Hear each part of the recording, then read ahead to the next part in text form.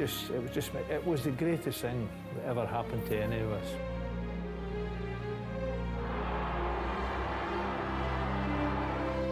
It is the greatest achievement that we could do for your country. Really, we really put our name in with all the big names in European football.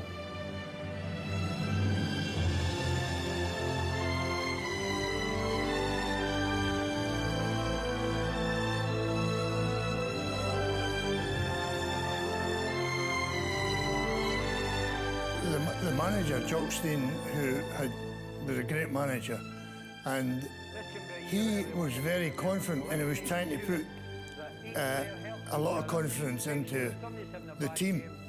And he kept all the time, we can get there, and he didn't let us forget about it. Agonizaba la década de los 60, una época en la que el fútbol latino con Real Madrid, Benfica, Milán e Inter dominaba con puño de hierro la Copa de Europa desde que la competición arrancase en 1956. Por vez primera en 12 años, un equipo británico, el Celtic de Glasgow, alcanzaba la final.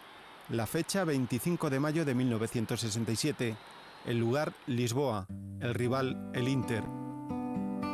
Casi 45 años después, 3 de aquellos jugadores, su capitán Billy McNeil y sus 2 goleadores Tommy Gemmell y Steve Chalmers, rememoran el gran éxito de aquel equipo. Apart from being teammates, we were all friends, and we went to parties together, we would socialise together, we played together, we trained together, we became like a family. The whole team was within about 30 miles of the ground here, and that kind of thing kind of knitted the team together. They were all good friends in the team. The team were not afraid of anything, and really we had nothing to lose. We had to go and win that, and we all thought we could win it.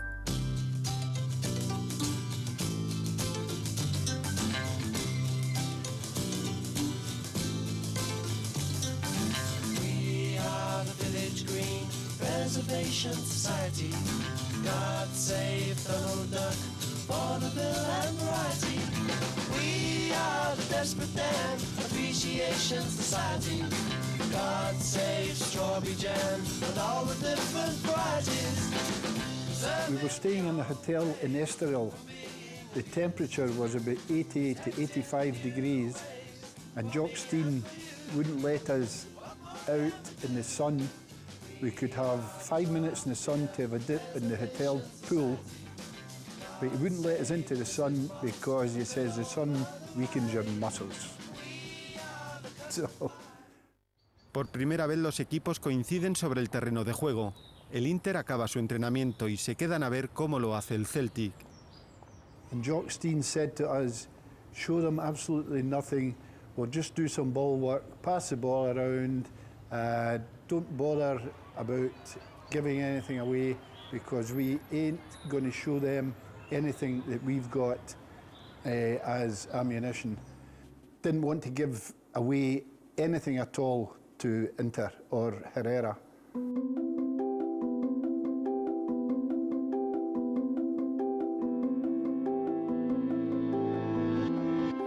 It was a long tunnel.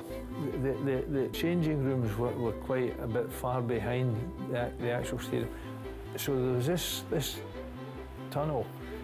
As we saw them on the tunnel, they all looked, immaculate. They were very bronzed up and, they were immaculate. Jimmy Johnson actually said to me, he says, look at them. He says, they're film stars. And they're all tanned, and they've got the olive oil, and their hair's slicked back, and we're like the colour of a milk bottle compared to the Inter players. It was more than Ronnie's. Quite a few of the boys had false teeth, so they gave them to Ronnie, and Ronnie had a hat and he put them down. One of the teammates, Bertie Auld, decided we would sing as we went out the tunnel with him. So we all sang the Celtic song. For it's It's a grand old team to play for. Sure, it's a grand old team to see. And if you know the history, it's enough to make the heart go, go, oh, oh, oh. We don't care what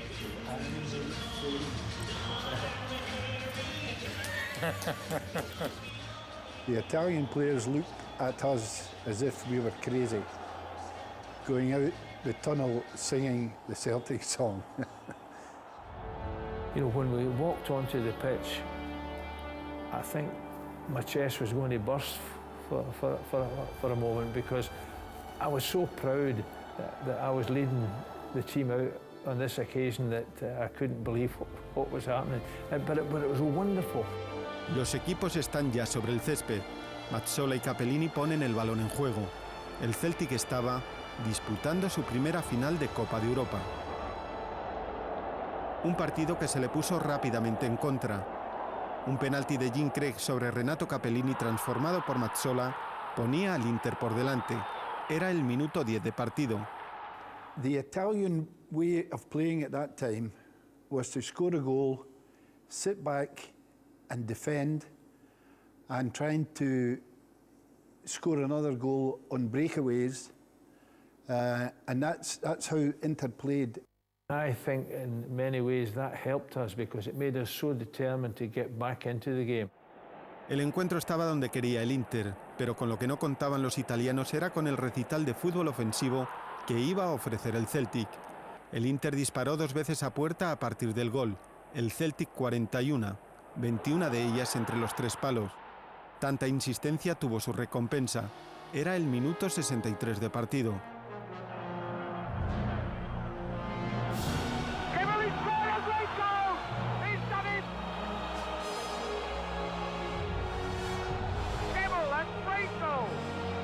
But I'd no one to mark, so I just went forward when Jim Craig went forward, and I shouted at him 2, maybe 3 times to cut the ball back to me.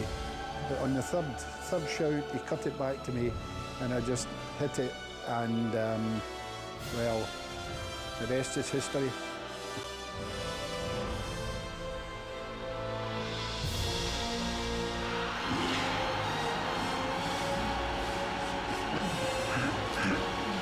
Y a 5 minutos para el final, la locura.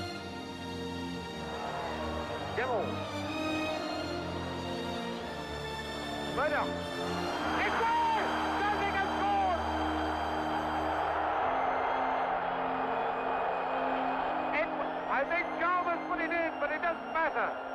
There was a great feeling when the referee, it was a goal. We knew it was a goal, and we just turned round and we all celebrated. We were starting our celebrations at that time. But it was a long 5 minutes to the end.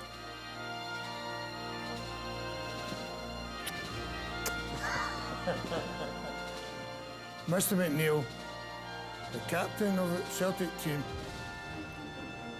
just lets me know about it every week. When we meet upstairs for a cup of tea before the games, Mr. McNeil says, whispers in my ear, I hate you. He says, I wanted to score that goal and be the man that scored it. We weren't drinking tea upstairs, we were drinking wine. And the whistle is going, and Celtic have won the European Cup. A fantastic victory by a great team.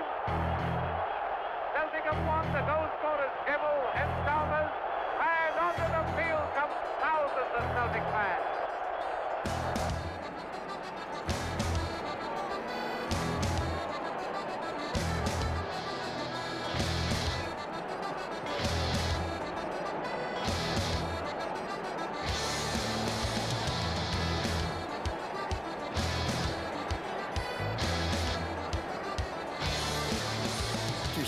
all the happy faces that came onto that park.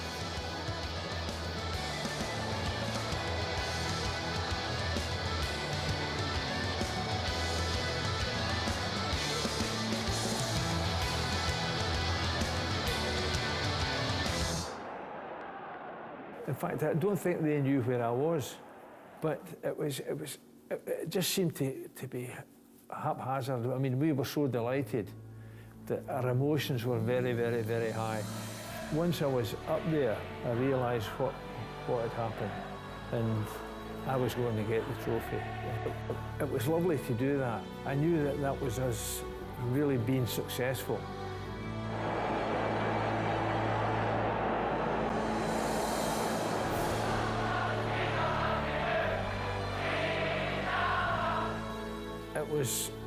It was wonderful. It really was. We didn't see the presentation. We didn't know that Billy was away up to pick the cup up. And the disappointment for me was the fact that I was on my own, and none of the lads were with me. Oh, wonderful. It was great to see him back in the dressing room along with the cup. And we all obviously got photographs taken with the cup and drinking out the cup.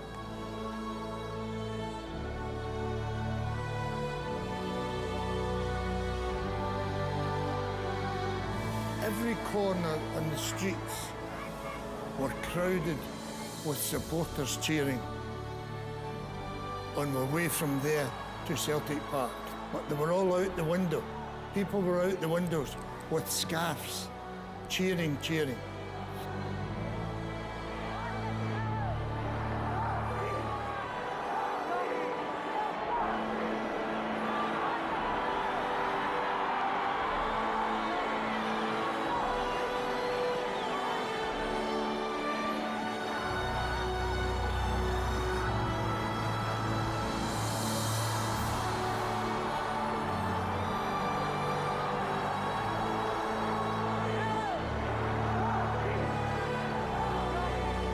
And we got on the back of a truck.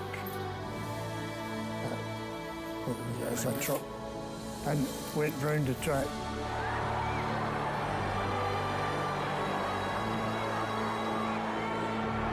And there was 75,000 people in here. Fantastic.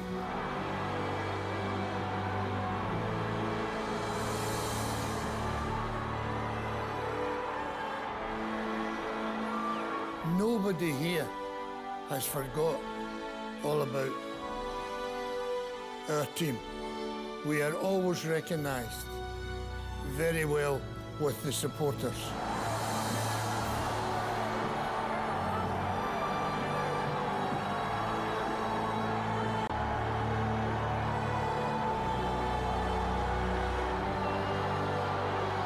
I just couldn't believe it had happened. I'd hoped it would happen, and maybe it was the achievement, and it was just absolutely wonderful.